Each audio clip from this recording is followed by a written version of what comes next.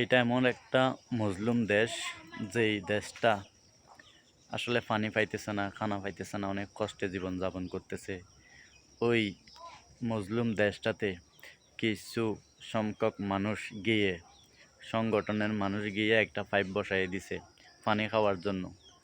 এই ওইখানকার বাইগুলা, ফিলিস্তিনি বাইগুলা কিভাবে মানে খুশি হয়ে মানে আনন্দ উল্লাস করতেছে একটু পানি দেখে।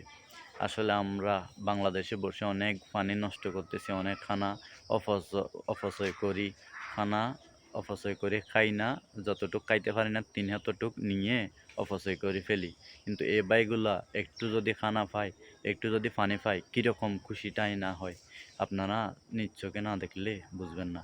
এই ভিডিওটা দেখবেন, দেখে শেয়ার করে দিবেন, লাইক কমেন্ট করবেন, যাতে অন্য ভাইরা এটা দেখে বুঝতে পারে আসলে খানার কি কষ্ট এবং পানি না পাওয়ার কি আর্তনাদ, কি বেদনা, কি দুঃখ, সবাই যাতে বুঝতে পারে।